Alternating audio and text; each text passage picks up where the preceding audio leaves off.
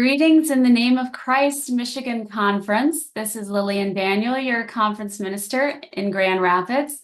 Let us pray. Gracious God, we thank you for the gift of the Holy Spirit connecting us and for this ability to be together and to discuss all of your children, those who are young in age, those advanced. We give you thanks for this conversation and ask that you bless it in Christ's holy name. Amen.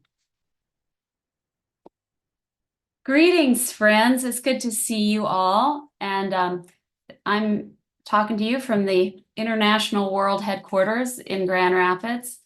And I have our staff today is going to be some of our resources. And we are talking about children in church. But just to orient everybody, thanks for putting your names in the chat and telling us where you are and who you are. And our topics for these conversations, leadership lunches, always come from you. A lot of times from my visits to churches or our staff visiting. Just last weekend, Jenn Ringgold and myself, we were speaking at the United Northern Association. Lawrence Richardson and myself, we were just with Grand West, and you were with Covenant. But topics come up, and so some future topics, often it's like, help, what do I do about X, Y, or Z? So this one is help, what do we do about children in church or children in worship? But others are help with the building budget, help with all kinds of things. So this topic of children in worship has come up all over the place, not just in UCC places in Michigan, but I hear about it from my colleagues who are conference ministers around the UCC. I hear it from the Episcopalian bishop, the Methodist bishop. So this is huge. The effect on participation in religious institutions is widely documented. Our attendance was going down and participation was going down before COVID, but COVID really turned the volume up on the trends that were already happening.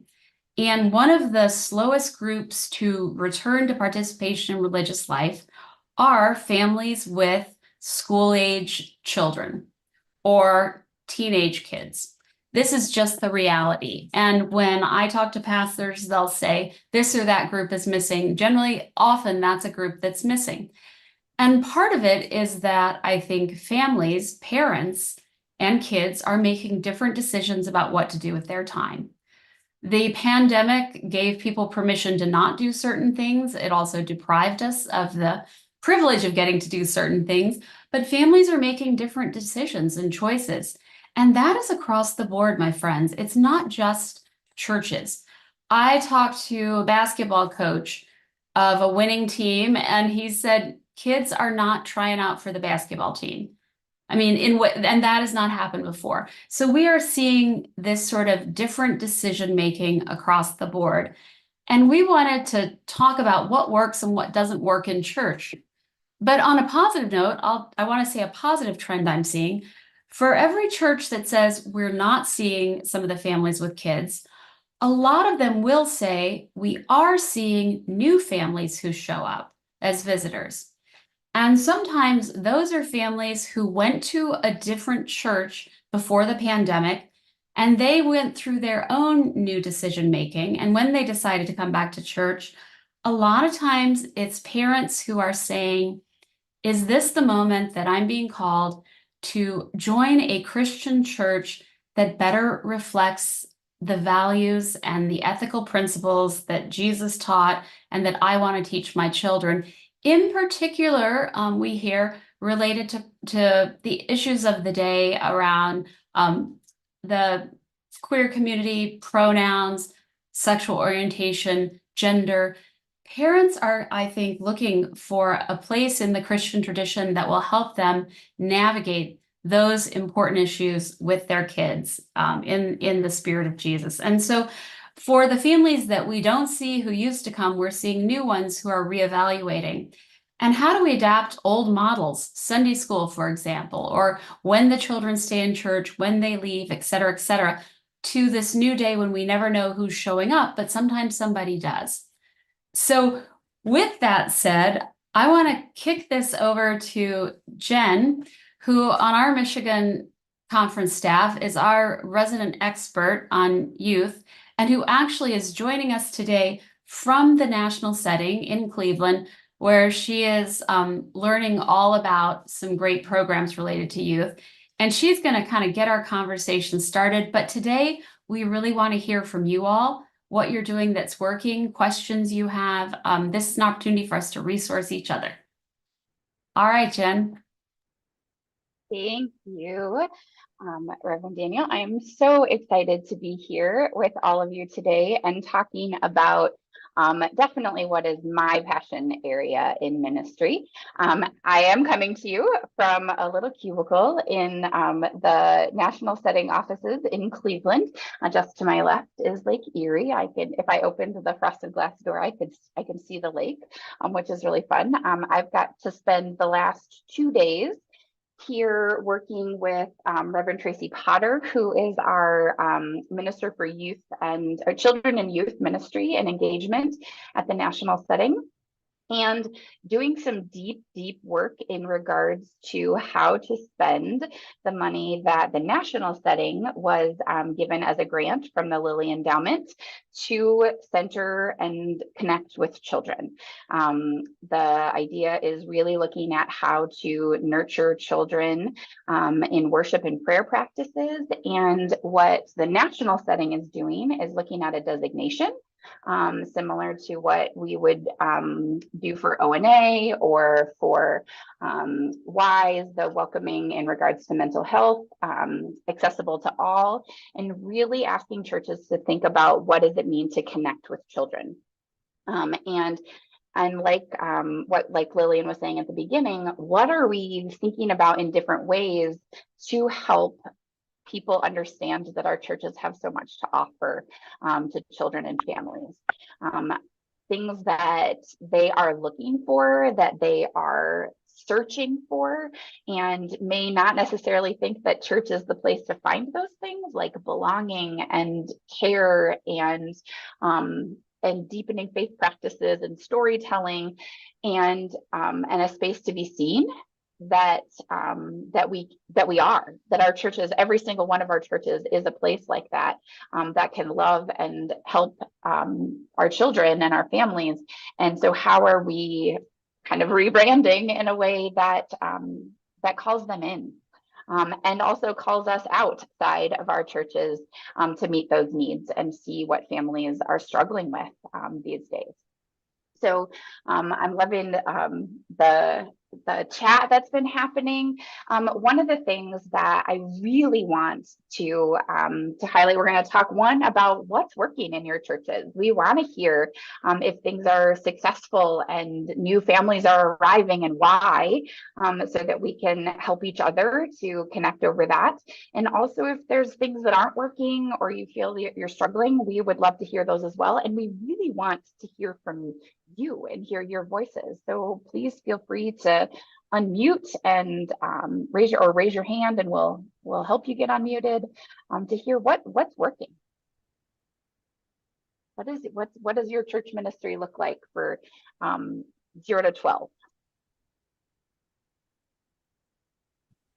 Jenn Jacoba threw something in the chat. I think she could start us off. All right. Oh, I'm going to ask you to unmute. There we go.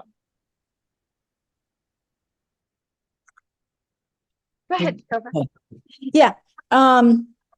So we have 2 new families that have come in the last year or 2, and one has 5 kids. That's not bad.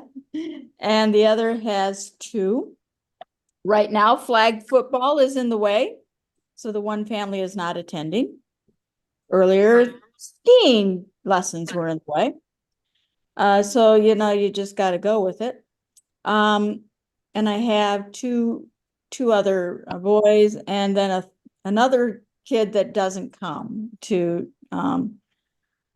any Bible adventures, as we're calling it, but comes to church occasionally.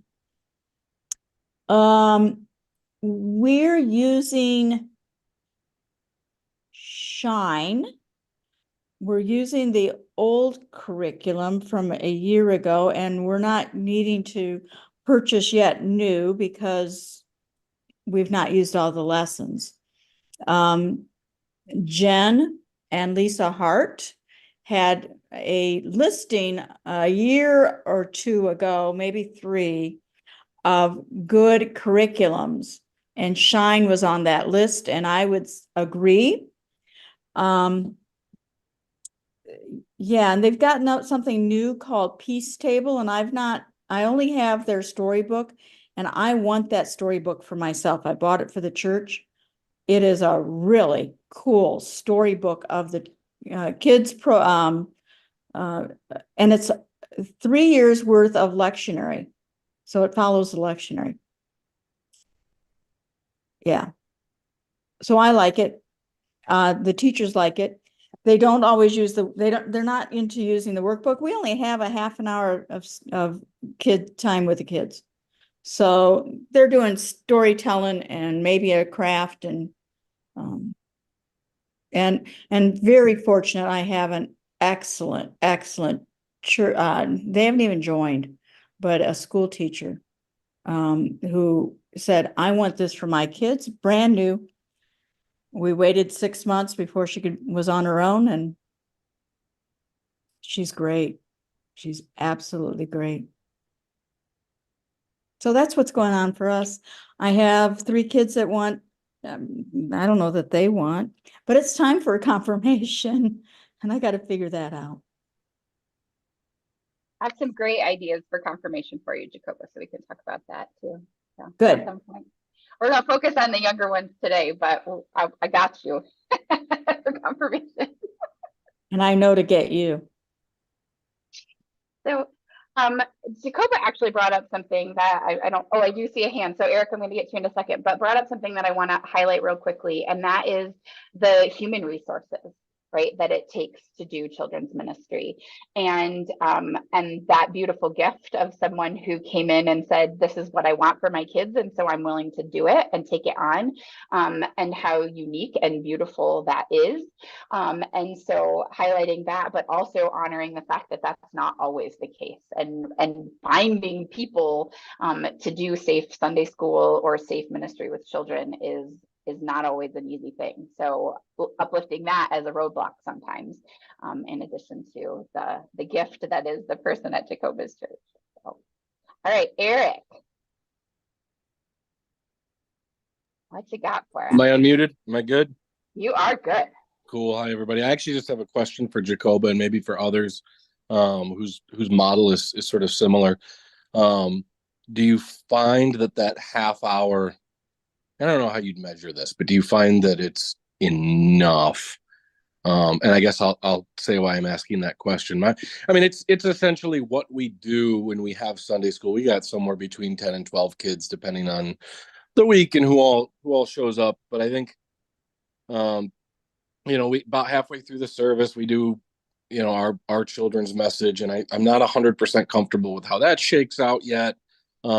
And then we send the kids to Sunday school room, and it's an all ages kind of K-5 scenario with preschool age kids. They go and they play in what was formerly the nursery, but we kind of call it I don't know what we call it. It's like a little playroom. But the half hour just it feels to me it has felt a lot like it's just kind of kids go away. Like I love that they're hearing a Bible story. I think that's cool, but it just hasn't felt like it's enough time to really do anything of substance for the kids. And it kind of just feels like tucking them in a side room to get rid of them for a half an hour. I don't know. Is that okay to say? Like it feels like that to me, as somebody with a Christian ed background. And so Jacob, I'm wondering, do you find that half hour is substantive time, and that the kids when the families express that they're coming away with things of value? The kids do know some of the stories that Shine books, they do help. Yeah. Also, this is not during church. Gotcha. Okay. This is before church. It's 9:30 to 10. And I know it was one of the questions. I need to say I'm a strong proponent of not sending the kids away during church. Now, the little ones, they go to nursery and they had some little bulletins that we had. They don't want to do those. They want to just play. And I said, let them play for that time. Yep. So that's my thing. Yep. Cool.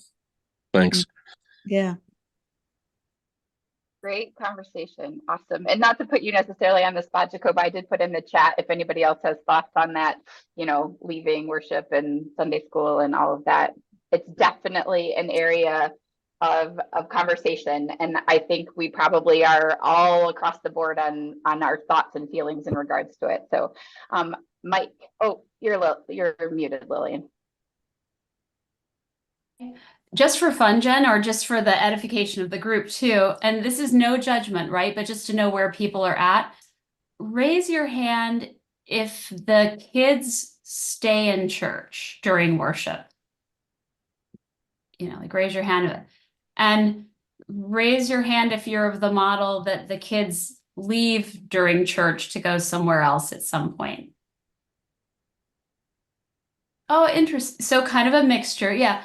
And I mean, that's the eternal debate, right? Is that there are different traditions, like the Methodist Church, they would always have kids stay in worship, or the Catholic Church, and Sunday school is separate. Methodists have a great tradition of the adults going to Sunday school while the kids go. UCC churches in general, we tend to have the kids leave for some portion of worship and do Sunday school. Then I say that without judgment. It just tends to be more what we do. The argument for it often comes from parents who are like, I just want to be able to listen to the sermon and have a little space. And the argument against it, of course, is that we're really trying to form children in the practices of worship. And if the sermon is unbearably long for 6-year-olds, it's probably unbearably long for 56-year-olds, So you can make arguments either way, but that's a really deep question. And I think it's also very cultural to the church you serve. I think it's very difficult to change that culture either way. And I've done both. In Iowa, my kids stayed in church, and it definitely did change how I could preach. There were some times where I didn't feel like I could go to a particular topic in the depth I wanted to. But I also really learned that kids can stay in worship, and I love the idea of creating spaces and tools and Bibles and crayons and comfortable rugs that make them feel like they can be themselves, So would love to hear more from y'all on that. Sorry. So Mike Tupper had shared that he would like to kind of talk about what's going on there. Mike, do you want to? Sure. I'll share. So we do have a little Sunday school beforehand, half hour beforehand, and the kids then stay during worship. And for a long time we had just one kid, and we'd have children's time, that type of thing. Well, all of a sudden, in the last few months, we now have 5 children, and the advantage of having them stay through worship. So one of the things I did recently is ask folks for ideas if they had sermon suggestions or whatever. And so a 5th grader a couple weeks ago heard me say this about, it was actually something I had had a survey back in January, but I was actually starting to preach these sermons now in response to that. And he heard me say something about, folks could make sermon suggestions. So he wrote on the back of an envelope a sermon suggestion and turned it in to me after the service, gave me this sermon suggestion about something about, how to love God through tough times or something like that. And it's like, and I thought about it all week, and he made sure after our coffee hour, he's like, now you did see my message, didn't you? It's like, or my idea. And it's like, okay, yeah. And so I pondered it for the week. And the next Sunday I came back and I said, Crosby, would you be interested in kind of chatting with me more about this? Because it was kind of just really vague in general and that type of thing. And it's like, yeah. And maybe even helping me preach this thing. He's like, yeah, sign me up. And it's like, okay. And so last Thursday I went by his house and we sat down and we're like thinking about, and I'm like, do you want to just give me some ideas for the sermon, or do you actually want to stand up there with me and preach this? He's like, I'm going to stand up there with you and preach, you know? And okay, have you ever done anything like this? No, but I was in a play once. And I was in front of people and I said, well, won't you be scared being in front of these folks? He's like, no, we're just this tight-knit family of folks. I know everybody. I'm not going to be afraid. And it's like, okay. And we got to be like, so what exactly do you want to preach on? And he's like, actually, what I want to talk about is that everybody needs to forgive. And so we're going to be working on a sermon on forgiveness. And on May 19th, Crosby, that's fifth grader, and I are going to preach together. We'll see how it goes. Tomorrow night, I'm going by his house again to chat with him more about it. But just the advantage of having a child actually in the worship service, then able to follow that up with something like this. That's amazing. So one hallmark of vital churches that I see as I go around is visibly having kids show up in worship. Like, you can say that kids are important, but if somebody dropped down from outer space into your worship service, would they know that kids are important? What would they see? And so beanbags, Bibles, coloring books, that's a visual symbol. Having a kid light the candles, but engaging a kid in preaching and that, I think that's life-changing. It really is. And I love it that just like the preachers who might be on this Zoom call, the sermon topic seems to change daily between now and the time. But to have the kids up front doing stuff, that's so important. And you can do that even if you only have a few kids. I also think that it's not just life-changing for Crosby, it's life-changing for the adults being able to learn from children, right? Like, I think that there is this back and forth learning and teaching that is so valuable, but that there really isn't room for in most places in our culture. And so that cultivating leadership and gifts within children and teaching the grown-ups that there's value in the voices of our young people is it's a culture shift, right? It's countercultural and such a great model. Eric has his hand up again. What you got for us, Eric? Yeah, sorry. I'll try not to talk too much, but I want to commend Mike and their congregation for taking that step and doing something really, really cool, because I mean, that's engaging a child in worship in a way, like Jen, you've already said, and Lillian, you said that's impactful to the child and formative and for the congregation. It breaks new ground for the congregation. But the other thing that it is a way of involving a child or children in worship that doesn't sort of turn the child. So many of the ways I feel that we can tend to involve children in worship sort of turns them into these like mascots where we're showing off the kids for the adults. Like, I've been guilty of it in children's messages where I have to stop myself and realize that this children's message I'm giving is maybe veers into the territory of I'm doing it to make the adults laugh. And are the kids really going to get anything out of this? And so, I mean, empowering a kid to stand in the pulpit and preach wow, that's really cool stuff. I want to throw out an idea I've done at the churches I've served, which is to create an internship program in the summer for youth. And I started it for college kids, but then I realized it was high school and even junior high, where they would have a job in the summer and they would shadow the minister and learn how to do things. And one of the things that amazed me was when they got to preach or when we did youth Sundays, how much they wanted to wear the robe. And we purchased robes that would fit kids because there was something about putting on the mantle. It's very biblical, isn't it? That made them recognize they were taken seriously. And, acolytes are not generally a big part of like the congregational side of the UCC, but I've seen congregational churches adopt this because there's so many children all of us, I think, learn with visual and tangible symbols. And yes, acolytes are a huge thing at UC Midland, and readers and giving them jobs. But the summer internship, it was competitive, and they'd compete and they wouldn't all get chosen. And a lot of those people went to seminary later. It was fascinating. But we could all talk. I mean, children's sermons, love them or hate them. That was Dan put that question, children's message.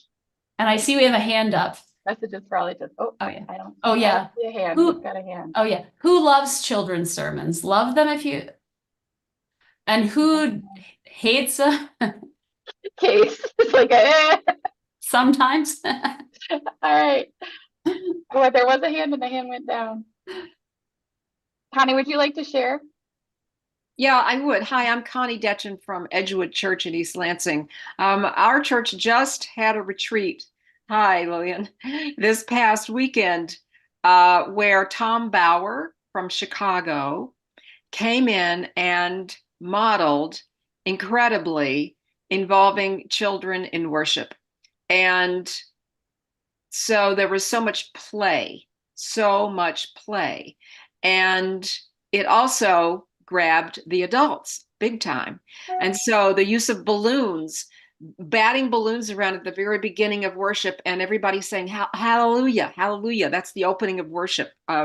Another thing that's a little more complicated that involved the kids, involved really demonstrating the omnipresence of God. And if you want more details about that, you can talk to Tom or me, but in a very concrete way.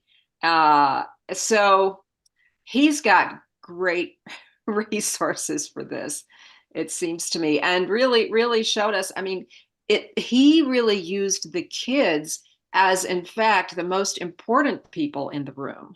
And then everybody else gets the message at the same time. Thank you so much for sharing. Tom is an incredible resource in children's ministry. And I will put a plug in. The way that I know Tom is through Glossy, which is the Great Lakes Association of United Church Educators. And there is a retreat every year in October. It will be at Geneva Center in Indiana. And it is specifically for learning about faith formation and centering children, connecting with children, and all of that. So be on the lookout for the registration just opened. So that link is coming out for that experience, to be with people who do children's ministry and faith formation and learn from wonderful people like Tom. All right. So I see I'd love Pastor to go ahead, Lori. Pastor Lori just jumped on and is probably still drinking her cup of coffee and waking up. But but we were talking about churches that set up areas that are kid friendly, and I thought of you, Pastor, and East Church, because East Church in Grand Rapids is a very formal, almost cathedral like building, very historic, beautiful, but dark, and I think you all have done a great job of taking a space. And I mean, why don't you describe what you've done? Yeah, for sure. We have in the back of our sanctuary is probably 15 pews deep. I think it seats 300 on the main floor. And we took out second to the last 3 or 4 rows on one side, and have put in padded flooring, little tables with Legos and coloring pages and books, and put a little book rack in there. And so families who don't want to take the children out can stay in the back of the sanctuary and color and play. And the parents have a place to sit and watch them see the service, not even behind the glass, which is right behind them. They are in the sanctuary and have a wonderful experience. We invite the kids to come up for children's time every Sunday, and then they return back to their seats and to be by their family. So it's a nice environment, especially for our youngest children that may not feel comfortable leaving for children's time or for their Sunday school hour. Let's name the anxiety issue that I think is real throughout our culture. When we talk about having trauma-informed ministry, that we've talked about this in these lunches, but I think we have residual anxiety after the pandemic, and I believe parents are understandably more nervous than they might have been in the past to simply drop their kids off somewhere. So if you have a spot in the church that is visible where the kids can be and where the parent can sit with them, like in a rocking chair or somewhere comfortable, or the parent cannot sit with them, but it's transparent and open, I think that's huge. The other thing is, if I could wave a magic wand and create resources for all of our churches, I wish that every church could hire somebody, a part-time person for Sundays, to work with the kids in whatever space you have, including if it's a space in the church. So Pastor Jacobo was talking about, having kids under the pulpit doing an activity, which God bless you, Pastor, but I'd find it difficult to preach and try to manage that happening under the pulpit.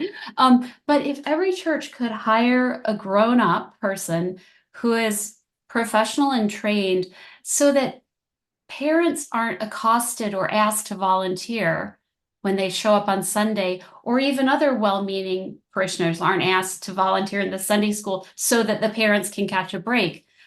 You don't show up for a meal at McDonald's and get to the front and have somebody say, you know what, we're so glad you're here and thank you for your money. And by the way, could you come back here and fry your own hamburger?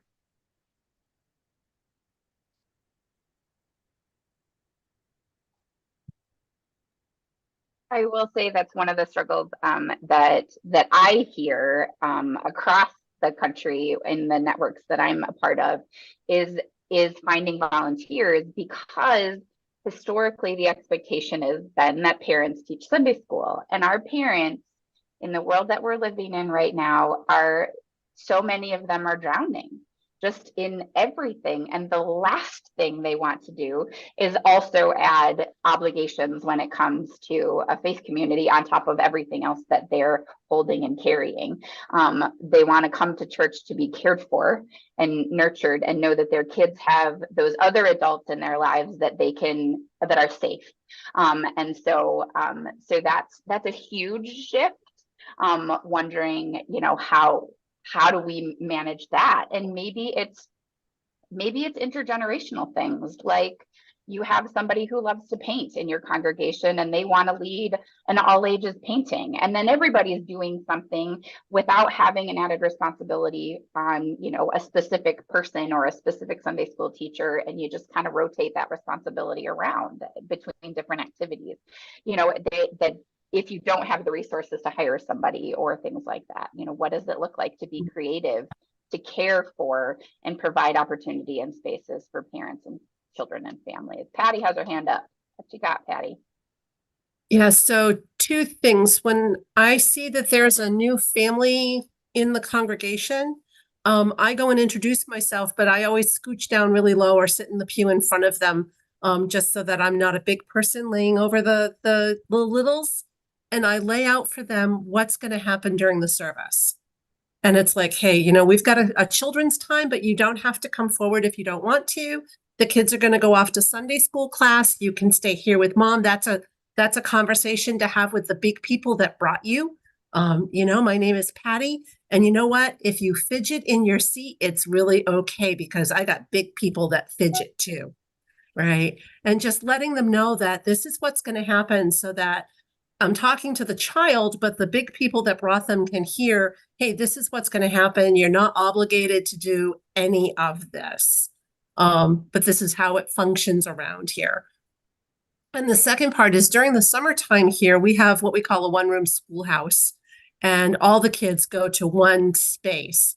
And that is the time where we've only got 2 teachers. We've got very few children here. But other congregants can come and talk to the kids. And, like my head trustee one day went and said, hey, this is the way work flows through the church. If you've got an idea, this is what does it look like? And this is who you go to. And then this is what happens, and, how the church works. And then somebody else is like, oh, we're just going to go make popcorn and have fun making popcorn. But during the one-room schoolhouse, really works well in the summertime. it gets all my other people involved with the youth. So that's it. Thank you so much for sharing, Patty. We are down to about 10 minutes left until our official prayer and closing, and then we'll stay on for longer.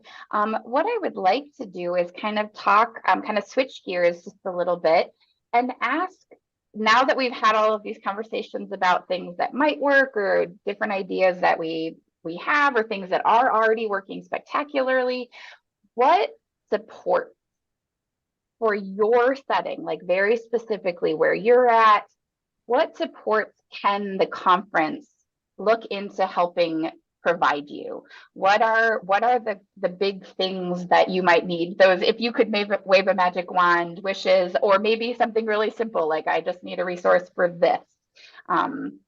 Exactly, Eric. Stay tuned. Eric said $5,000.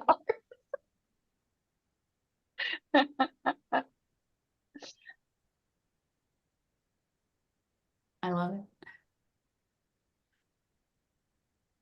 Honestly, though, the $5,000 comment, Eric said, he'd like the conference to give everyone $5,000. Yes.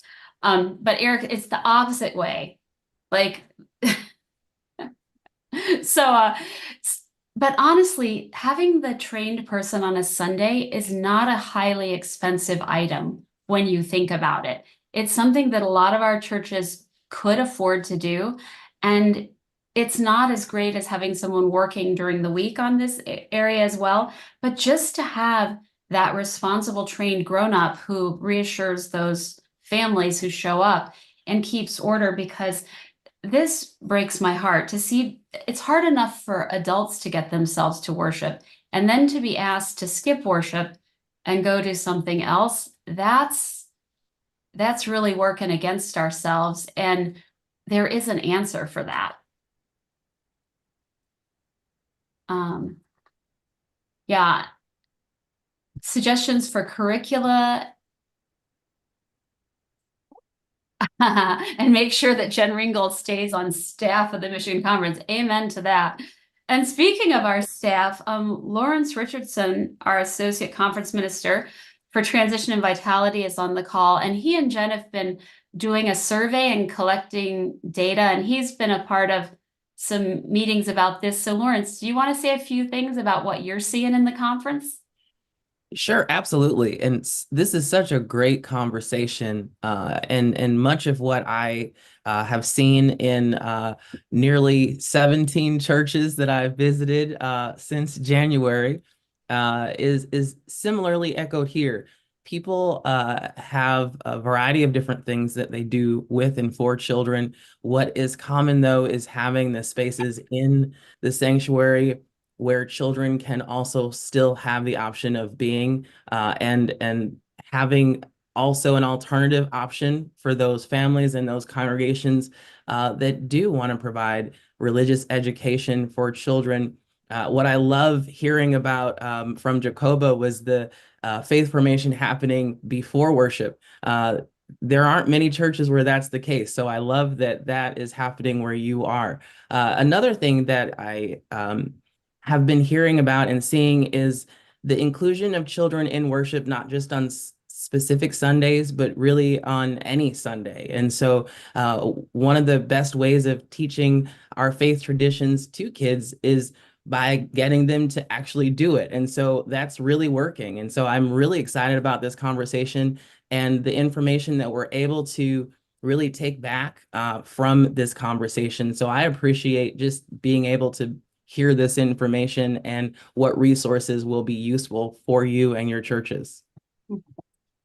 So nobody here has said it, but what I often will hear stories about, and this is like on a sort of a little more bummer note, but it's a real issue, I think, in some of our churches, is that you'll have people in the church trying to create space where kids can be kids and be a little loud or noisy or what have you, like Patty was talking about. But then we can't control the reaction to those children on the Sunday morning. So sometimes there are stories about church members who just get kind of worked up or turn around and look at the noisy family, like, and say like, by the way, we do have a nursery, and, which is so devastating when you're trying to keep your kids quiet anyway. And for those of you who've ever been trying to keep kids quiet, that you hear them so much more loudly than anyone else does. So if anyone even looks at you, you feel terrible, right? And so it doesn't take much. Or simply, I've heard stories of, not in the Michigan conference, I want to say, but of pastors who somehow conveyed annoyance with the sounds of kids. And just the way that harms people. And how do we train our congregations to do well with that? And I think we model it. So for lay people, we can all picture who's going to get annoyed and turn around and give the look, but you can be the person who makes a point of sitting with the family and being their friend and orienter during worship, just like Patty was describing. And then if we're in the pulpit, we can model, if someone's making noise, we can smile or laugh or integrate it in a non-judgy way, because a lot of times I think the members are worried that the preacher is upset by it. So if we can convey, I'm not at all upset, I delight in this, let's keep moving.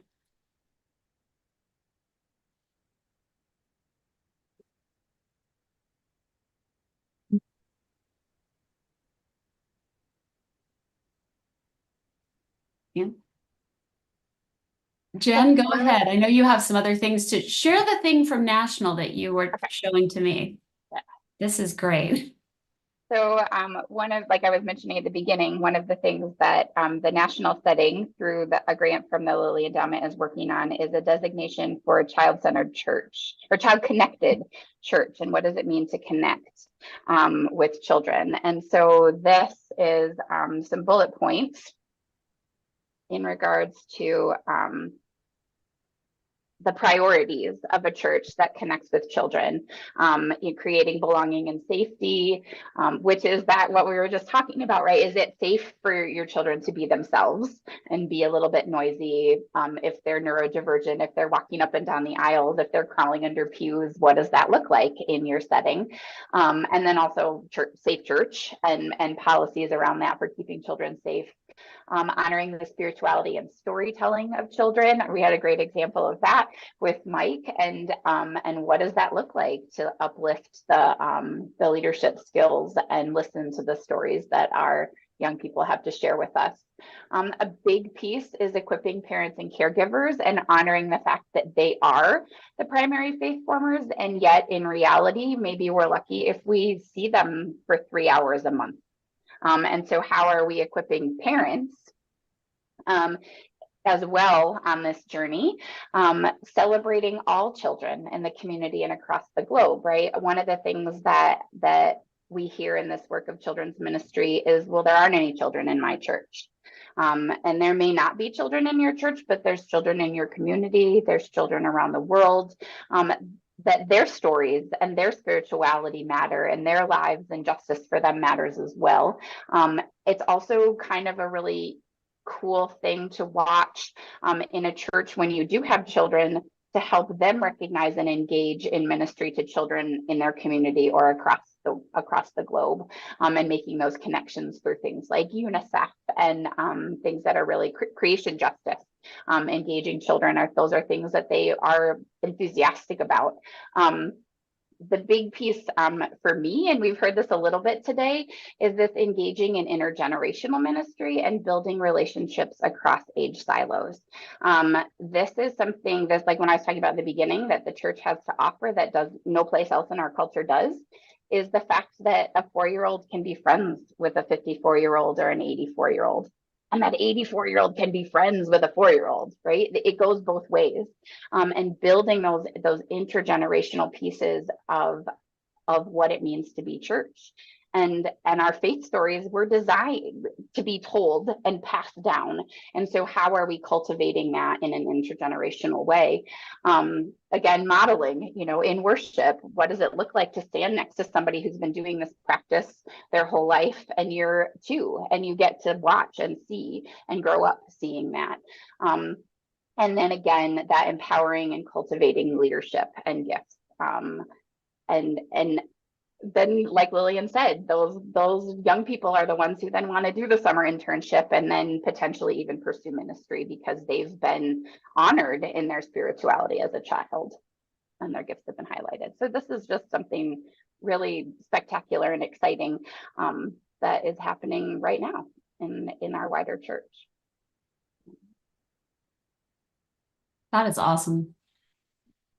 This is a tip that I don't necessarily want to be quoted on, but I think some of us have done it, is sometimes finding jobs for the teenagers or tweens in our church, paying jobs on Sundays, is a way to involve them. Sometimes they might be some of the paid child staffing.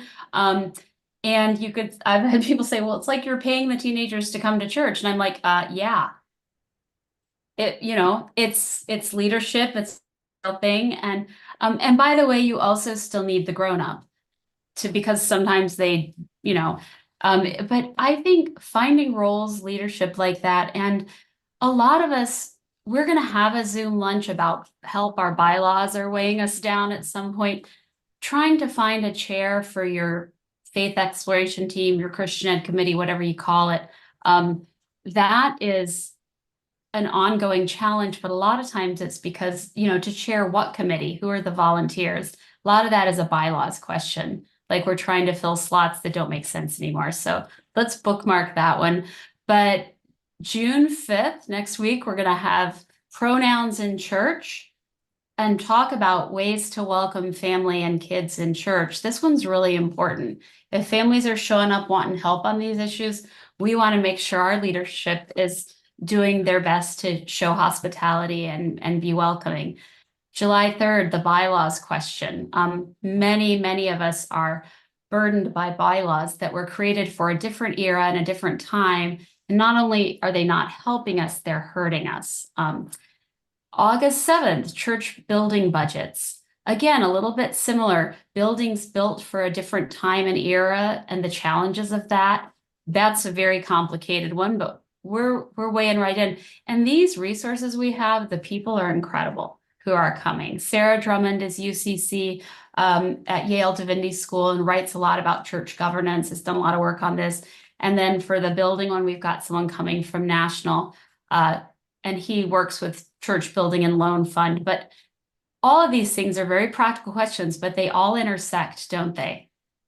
They really do. Jen, why don't you say something about our other Wednesdays? We've got a system now in the conference that pretty much every Wednesday for lunch, you have a place to turn. These leadership lunches are the first Wednesday, but we're also doing other things because support for our lay leaders and clergy is key. Yeah, so next week we'll be having a book discussion about a book that actually relates extremely well to this topic that we're talking about today. And it's called A Gospel for All Ages by David Cisnos. If you have time to read it in the next week, awesome. If you don't, still come if you want to talk about it and some of the principles in that particular book. Then the third week of the month, Reverend Cheryl Burke always hosts a space at noon on Wednesdays for clergy to just come and share what's going on with them and talk and be centered and grounded in that space together. And then I'm actually going to turn it over and let Lawrence talk about the fourth week of the month. Yes, on the fourth Wednesday of the month at noon, I host a spiritual practices group for clergy. And each month we have a different spiritual practice that we highlight. We take time to learn about it, and we then have time to practice together. We also have time for check-in because this group is really about the spiritual care and nurture of our own souls as clergy. And so I invite you all to not only come, but also share with other clergy for the fourth Wednesdays of the month at noon. Lots of questions in the chat about how do we get the details of all this. Yes, it's all in the conference calendar on the website. And I don't think you have to register for these. You can just show up. But for everything, go to the conference calendar. And oh my Lord, Satan has infiltrated our ranks because we have gone 6 minutes over our time. Let me close us in prayer and release you, but then people are welcome to stay. Gracious God, we give you thanks for this time together. Give bread to those who have none and a hunger and thirst for justice to those who have plenty. Send us on our way with the peace of Christ that passes all human understanding. Amen. Amen. Good to see you all.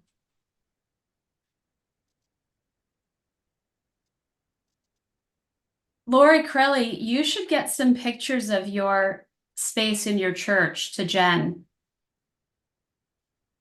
Yeah, I can do that.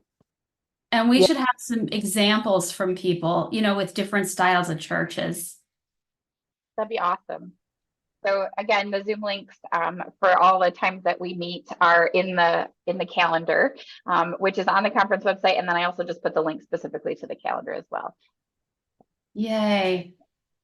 Well, thanks so much, everybody.